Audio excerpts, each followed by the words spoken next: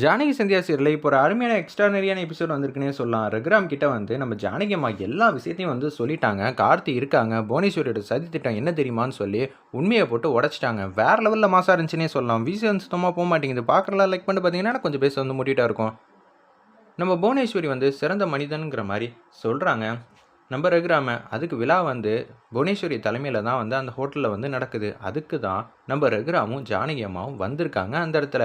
புவனேஸ்வரியோட சதித்திட்டம் என்னன்னா, கார்த்தி இந்த ஹோட்டலில் தான் தங்கியிருக்காப்புல. மாயா இருக்கிறது நாளடைவில் வந்து பிரச்சனை ஆகிடும். ஆனால் ரகுராம் கிட்ட வந்து மாயா இங்கே வேலை பார்க்குறான்னு சொன்னால் நிச்சயம் வந்து நம்ப மாட்டாப்புல.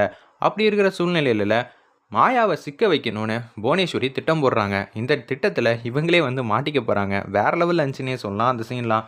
நம்ம ரகுராம் கிட்ட பார்த்துக்கப்பா, நீ எவ்வளோ பெரிய கோடீஸ்வரன்னு இங்கே இருக்கிற எல்லாருக்குமே வந்து தெரியும் அப்படின்னு சொல்லி பேச்ச ஆரம்பிக்கிறாங்க. ஆனால் உன் பொண்ணு இங்கே வேலை பார்த்துருக்கிறத நினச்சா எனக்கு தான் வந்து காமெடியாக வந்து தெரியுதுங்கிற மாதிரி அந்த இடத்துல வந்து சொல்லிகிட்டு இருக்காங்க.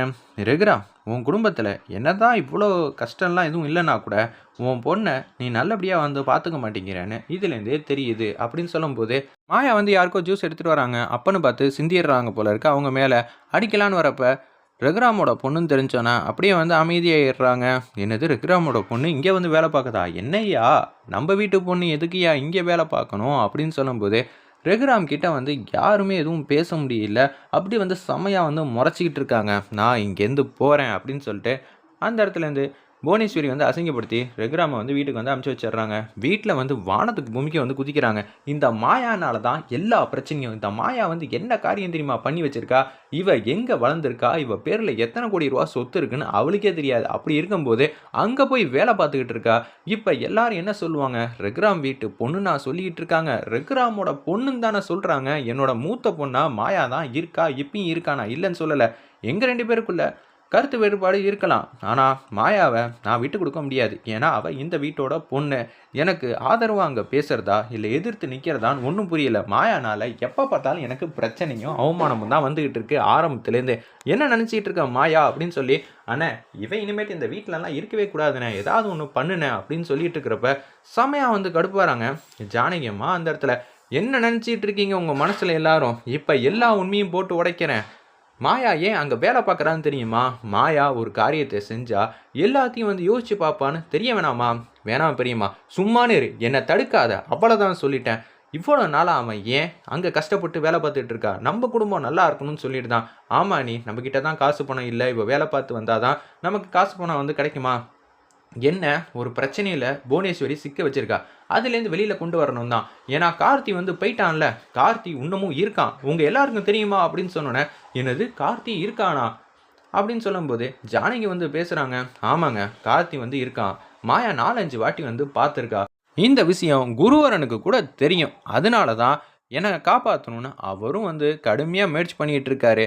இது எல்லாம் புவனேஸ்வரி எனக்கு, மாயாக்கு, கதிருக்கு மட்டும்தான் தெரியும் அப்படின்னு சொன்னோன்னே, அண்ணி சும்மா சொல்லாதீங்க, எப்போ பார்த்தாலும் உங்களை தங்கச்சி பொண்ணை வந்து தாங்குவீங்க, இப்போ நீங்கள் பொய் சொல்ல ஆரம்பிச்சிட்டிங்களா அப்படின்னு சொல்லி கேட்டோன்னே சாமியாக வந்து ரகுராம் வந்து கத்துறாங்க. ஜானகி என்னைக்கும் வந்து பொய்யே சொல்ல மாட்டா, என்ன நினச்சிக்கிட்டு இருக்க பார்வதி அப்படின்னு சொல்லும்போது, நீ சொல்கிறதெல்லாம் உண்மைன்னு தெரியும், மாயாவும் என்கிட்ட பொய் சொல்ல மாட்டான்னு எனக்கு நல்லாவே தெரியும். என்னங்க பொசுக்குன்னு ஜானகிக்கும் மாயாக்கும் மாமா இப்படி வந்து சப்போர்ட் பண்ணுறாங்க? அண்ணி நீங்கள் எதுவும் பேசி தடுக்க மாட்டிங்களா? இனிமேட்டு பேசணும்னு வச்சுக்க நம்ம 2 பேரையும் தூக்கி அடித்து துரத்தி விட்ருவாங்க. அமைதியாக இருந்துக்க. அண்ணி வந்து பேசுகிறதெல்லாம் உண்மை தான், இருந்தாலும் ஆட்டத்தை கலைச்சி விடலான்னு பார்த்தேன், அது முடியலை. பார்வதி இந்த விஷயத்தில் நம்ம போவேணா அப்படின்னு சொல்லும்போது, எதுக்கு எடுத்தாலும் உங்கள் 2 பேருக்கும் மாயாவை பற்றி பேசலைன்னா பொழுதே போகாது போல இருக்கேன்னு சொல்லி மணியும் நம்ம சிவராமனும் வந்து மாஸ் பண்ணுறாங்க. ஏங்க சும்மானு இருக்கீங்களா? அண்ணி சொல்கிறது உண்மையாகவே இருக்கட்டும், இவளுக்கு எதுக்கு அந்த வேலையெல்லாம்? உடனே மணி வந்து கடுப்பாயிட்டாங்க.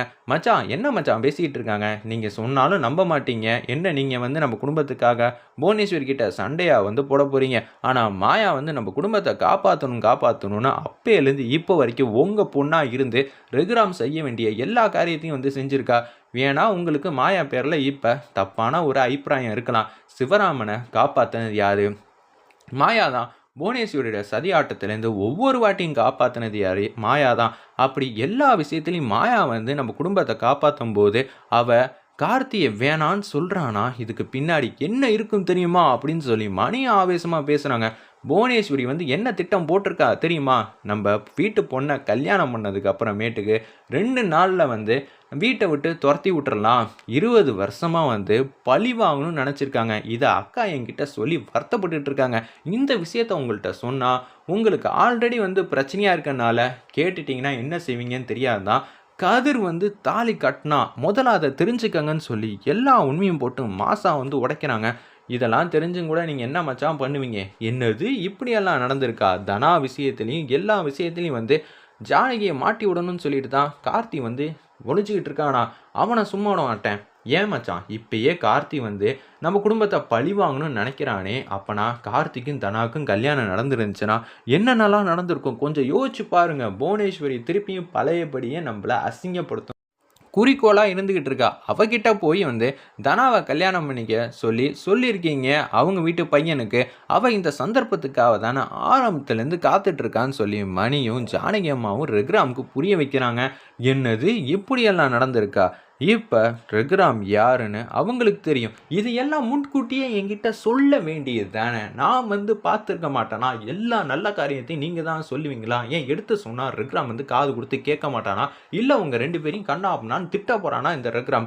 ரகுராம் செய்ய வேண்டிய காரியத்தை எல்லாத்தையும் மாயா வந்து செஞ்சுருக்கா. மாயாவை பற்றி அப்புறம் யோசிச்சுக்கலாம். இப்போதைக்கு ஜானகி இந்த விஷயம் என்கிட்ட சொன்னதுனால நான் பார்த்துக்கிறேன். கார்த்தி எந்த மூலையில் இருந்தாலும் சரி, இன்னும் 24 மணி நேரத்தில் அவன் எங்கே இருந்தாலும் சரி, என் கண்ணு முன்னாடி நிற்க வைக்கிறேன், குருவரன்ட்ட ஒப்படைக்கிறேன் அப்படின்னு சொல்லி மாஸ் பண்ணுறாங்க நம்ம ரகுராம் அந்த இடத்துல.